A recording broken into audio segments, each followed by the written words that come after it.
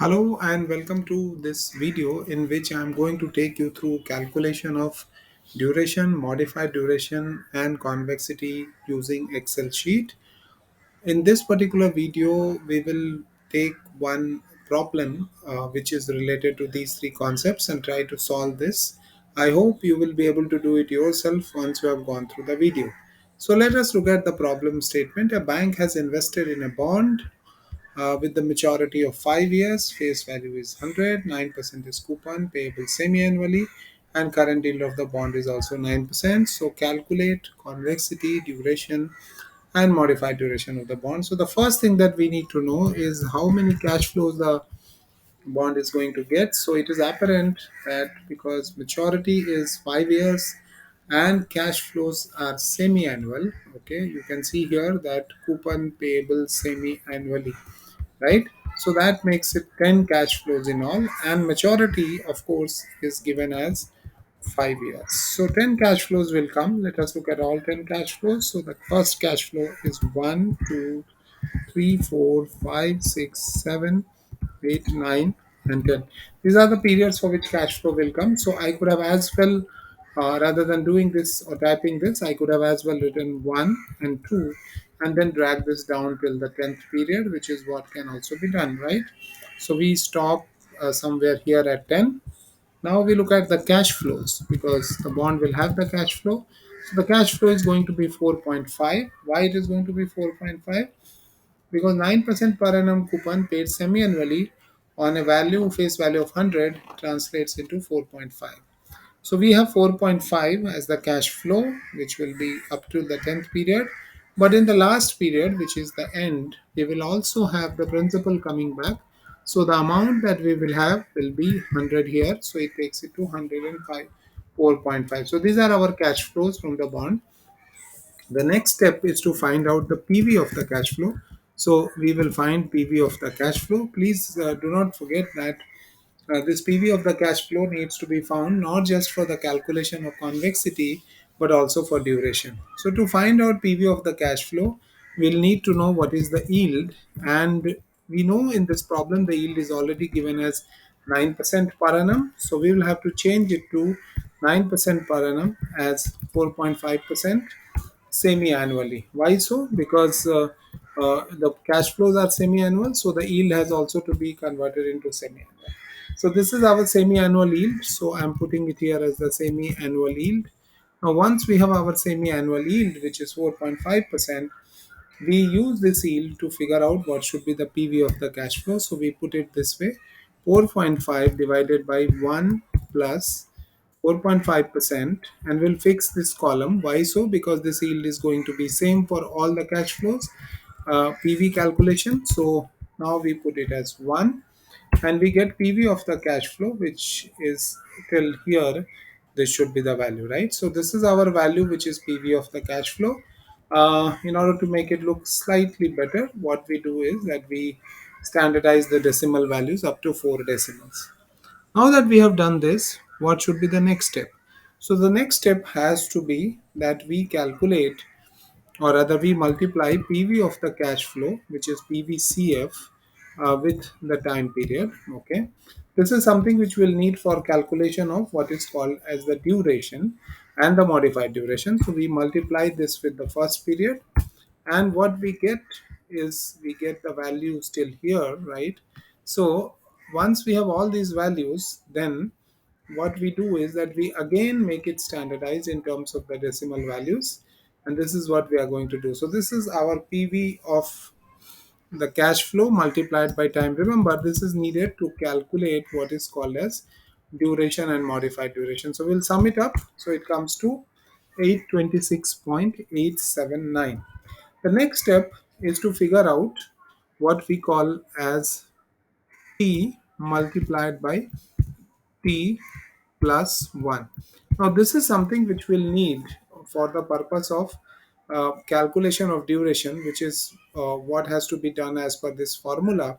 So, when we multiply t into t plus 1, we say 1 multiplied by, or rather, we will straight away say this column multiplied by the column again, okay, plus 1. Okay, so this will give us t into t plus 1, which is 2.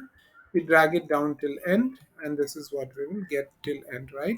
So these are the values that we have got till end. Next step that we do is that we multiply PVCF PVCF with t into t plus 1. So we have to now multiply PVCF with t into t plus 1. That's what we have to do as the next step.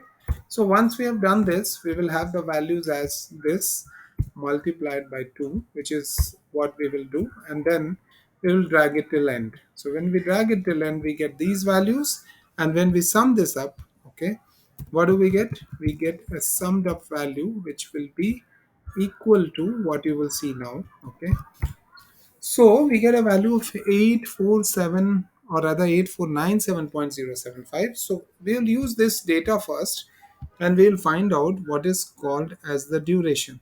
So how do we find out the duration? So we find out the duration by using this number. So we will write duration is this upon the 100 rupees, which is the face value. So this gives us this value, right? But then this is a duration that we have to find out for semi-annual. So we will convert it into semi-annual period, because the coupon is payment is semi-annual. So we will say this divided by 2 gives us the coupon duration, which is because the coupon frequency is semi-annual. So this works out to be our duration for semi-annual period, and then we find out mod duration, which is the modified duration. And when we find out the mod duration, we will say this upon, okay, 1 plus 4.5%. So this will give us modified duration. So we have got duration and modified duration, which has been calculated in three simple steps. Step 1, work on all the time periods of cash flow. Step 2, figure out the cash flows. Step 3, find out PV of the cash flow. Step 4, PV of the cash flow multiplied by time, and then sum it up. Once you have summed it up, then you come to duration calculation, and when you do the duration calculation, you divide this value by 100. That will give you the duration. But since we have to calculate semi-annual duration, we are dividing it by 2, and then we are finding out the modified duration by dividing the yield. So duration divided by 1 plus yield will give us modified duration, right? Now, how do we calculate convexity, right? So to calculate convexity, we have done a good part of job already. We have this value with us. So to find out the convexity, we will have to follow one simple step, which is we will write this value, okay, again divided by 100, which we have to do even for calculation of convexity. And once we have done this, okay, we will reach to a value which is this much, and then what we do is we divide it by 1.4.5%, right? So we divide it by 1.045. So that's the division that we have to do. Then we will reach to a value which is a value that has been mentioned here as 81.31172, but when we calculate duration, we write 1 plus yield raised to 2. So we will have to do division once more. So this will be 1.45% once again, and we reach to the value, apologies, we will have to do it this way, divided by 1 plus 4.5% again. Okay, so we'll reach here. Now once we have reached here, okay, this is the duration calculation. 1 plus y raised to 2, price into 1 plus y raised to 2 is what we are doing here. So next step is that we will have to find out half yearly convexity. So how do we find out the half yearly convexity? So half yearly convexity is found as, so this is for a semi-annual period. Okay, so we would say half yearly payment of interest uh, or convexity. This is how we find out. So the half yearly part will be found like um, this upon 4. So this gives us the convexity value. This is our convexity value. So convexity value and duration value can be used for the purpose of finding out what will be the total change in the price with the change in the yield. I hope this video gave you understanding of calculation of duration and convexity. Thanks for your time.